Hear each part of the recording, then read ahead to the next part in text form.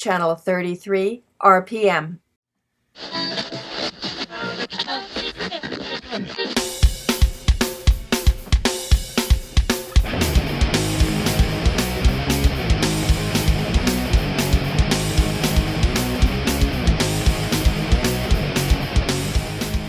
Hey YouTube vinyl community, Frank here. I hope it's warm where you are because it's absolutely freezing here this week in central Alberta. First of all, I want to thank everyone who has subscribed to this channel, commented on my videos, liked my videos, and shared my videos. It's much appreciated. Thank you very much.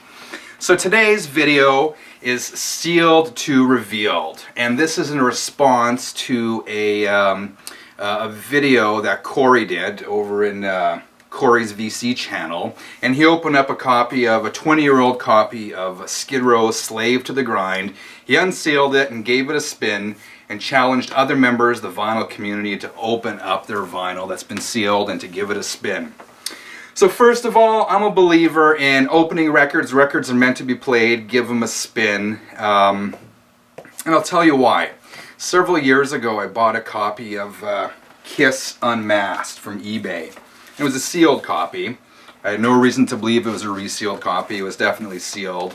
And I had this on my shelf for a long time, and I kept looking at it thinking I'd love to open that record and give it a spin. You know, check out that poster in there for the first time and whatnot. So one day I did, and the record's, you know, never been played obviously, but to my disappointment, it was warped. In fact, it was so warped, it was unplayable. So at that point, I realized that just because a record is sealed does not mean it's mint inside. You know, you could have anything inside there, and warpage is a big issue. That said, I totally understand and respect people who want to keep their records sealed or some of their records sealed. You might want to do it for sentimental reasons. You might want to do it for collectability, to hold the value of it. That's totally cool. And that's why I probably have, you know, about 20 to 30 records that are still sealed. And I bought these. I bought almost all of them from the same seller. And back in the late 80s, when no one cared about vinyl, he went to a record store that was going out of business and literally bought hundreds of sealed records for pennies on the dollar. And he held on to them for years, and one day decided to, you know, sell some of them, get rid of them, and kind of paid for it. So I bought a whole bunch of records off of him. And, you know, most of them I've kept sealed, and that's because I have playable copies. I already have open versions of them. I just kind of like having these sealed ones, you know, sort of for sentimental reasons, kind of collectability as well. So I'm going to show you some of those records from that collection I bought. And then I'll show you one. There's one in that collection that I only own one copy of, and I don't own a open version of it. I just have the sealed one. So that's the one I'm going to open, and that's the one I'm going to give a spin. So again, Corey, awesome idea. Sealed to revealed, and here I go. Sealed version of Judas Priest, British Steel. Fantastic album. This was from the deleted bin, obviously. It has the punch hole there. Number 1, Judas Priest, British Steel. Number 2, I got off of him Judas Priest, Point of Entry. Now these are all Canadian pressings. Again, it had the punch-out holes. This was a deleted version, or, you know, in the bargain bins at the time. Priest Live, again, still sealed. They're sealed, but I put them all in these outer sleeves as well, just to protect and make sure the seal doesn't get broken. This one still has the sticker on it in English and French. Judas Priest, Ram It Down. Joan Jett and the Blackhearts album. Lake It Up, original pressing. This is not the reissue. This is from 1983. Still sealed. I'm going to keep this one sealed. Animalize. Kiss Asylum. Kiss Crazy Nights. Kiss Smashes, Thrashes, and Hits. The best of. Remember when stores would write the price and marker on the shrink? This one says $9.99 on it. Black Sabbath, the debut. Obviously not an original pressing. Black Sabbath, Mob Rules with Ronnie James Dio. Sealed record. It's gonna stay sealed. The Ultimate Sin. One of my favorite Ozzy albums. Speak of the Devil, double live album from 1982 with Brad Gillis, recorded after Randy Rhoads died. All Black Sabbath covers. It's got the hype sticker on the front still. All live, 2 records, low price. Contains Paranoid, Iron Man, Children of the Grave, Sabbath, Bloody Sabbath, and much more. Also on cassette, Led Zeppelin 3, Spinning Wheel, still sealed. No way am I going to open this one. Reissue of Led Zeppelin 4. This one has the hole punch, so it's a deleted version, sealed. Presents. This one is sealed, and this is the one I'm going to open. The Jimi Hendrix Concerts. This record came out in 1982. It is a sealed version, so 82 to today, that's 30-some years. This record has been sealed for 30-some years. I'm kind of curious to see what the gatefold looks like.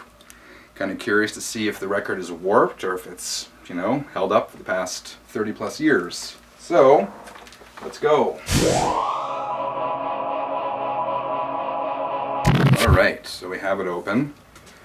Contains 2 records, it says down there. It's a Canadian pressing. Let's see, I'll show you the inner sleeve, or the gatefold, before I see it.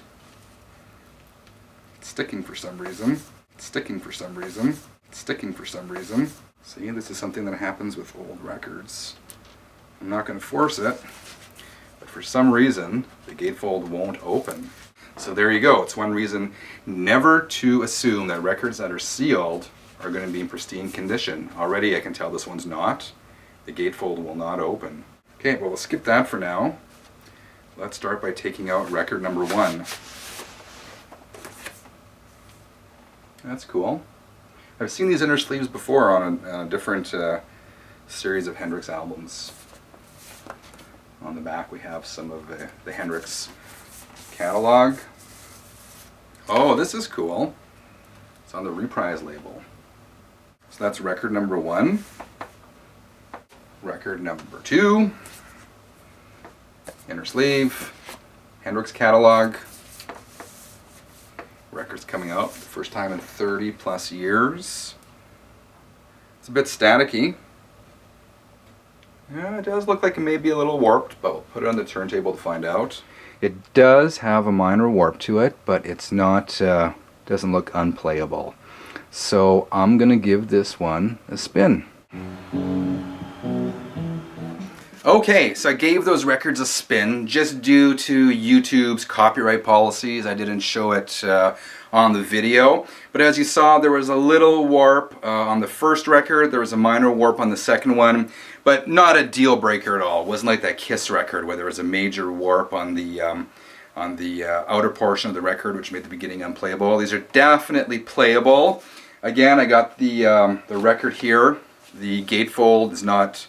You can't open it. It's somehow sealed to itself. I tried prying it open a little more, and I can see in there where it's starting to rip. So if anyone out there has any ideas about how to open up a stuck gatefold, leave a comment. I wonder if maybe, you know, putting a hair dryer on here might help loosen that up. I don't know. If anyone's encountered this, let me know. A comment would be appreciated.